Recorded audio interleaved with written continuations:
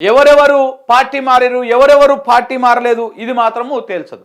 ఒకవేళ పార్టీ మారకపోతే వాళ్ళు పార్టీలో ఉన్నారా లేరా, లేకపోతే ఆ కార్యక్రమాల్లో పాల్గొంటున్నారా లేరా, ఇవన్నీ ఏం తేల్చదు రేపు సుప్రీంకోర్టు. అది వాళ్ళు చూసుకోవాల్సింది మళ్ళీ ఇక్కడ స్పీకర్ దగ్గరనే తేలాలి. అంశం తేల్తుందా మళ్ళీ స్పీకర్ దగ్గర మళ్ళీ వాదించాల్సి ఉంటుంది, స్పీకర్ దగ్గర మళ్ళీ చెప్పాల్సి ఉంటుంది. ఇవన్నీ కూడా నడుస్తూ ఉంటాయి. సో కాబట్టి ఇప్పుడు ఎవరైతే పార్టీ మారినటువంటి ఎమ్మెల్యేల పరిస్థితి కుర్తిల పడ్డ ఎలకతీరలో అయింది. వాళ్ళ పరిస్థితి అటు కాంగ్రెస్ పార్టీ అని చెప్పుకోలేరు, ఇటు బీఆర్ఎస్ పార్టీలో ఉండలేరు. ఇంత దరిద్రంగా తయారైంది. అందుకే చాలామంది ఎమ్మెల్యేలు ఎవరైనా పార్టీ మారుతారా అంటే ఎవరు కూడా ఆసక్తి చూపించలేదు.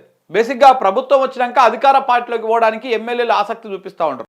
వాళ్ళకున్న లావాదేవీలు కావచ్చు, వ్యాపారాలు కావచ్చు, ఇటు నియోజకవర్గం అనే పేరు కావచ్చు, ఇట్లా రకరకాల పేరుతోటి వాళ్ళు పార్టీలు మారేటువంటి అవకాశానికి ఎక్కువగా మొగ్గు చూపుతూ ఉంటారు. కానీ ఇప్పుడు రీసెంట్గా అయితే చాలా విచిత్రంగా ఉన్నది పరిస్థితి.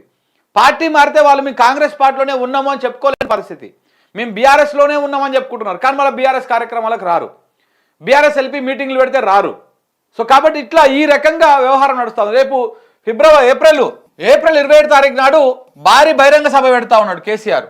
మరి మేము బీఆర్ఎస్ పార్టీలోనే ఉన్నామని చెప్తున్నటువంటి గూడెం మైపాల్ రెడ్డి, బండ్ల కృష్ణమోహన్ రెడ్డి, ఇంకా మిగతా ఎమ్మెల్యేలు ఎవరైతే పార్టీ మారిపోయినటువంటి ఎమ్మెల్యేలు ఉన్నారో అందులో ఈ ముగ్గురు తీసేసినా కానీ మిగతా 7 మరి ఆ బహిరంగ సభకు వస్తారా, ఆ పార్టీకి వస్తారా?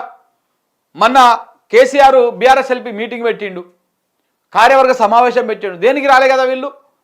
సో ఇట్లా ఇవన్నీ కూడా ఉన్నాయి.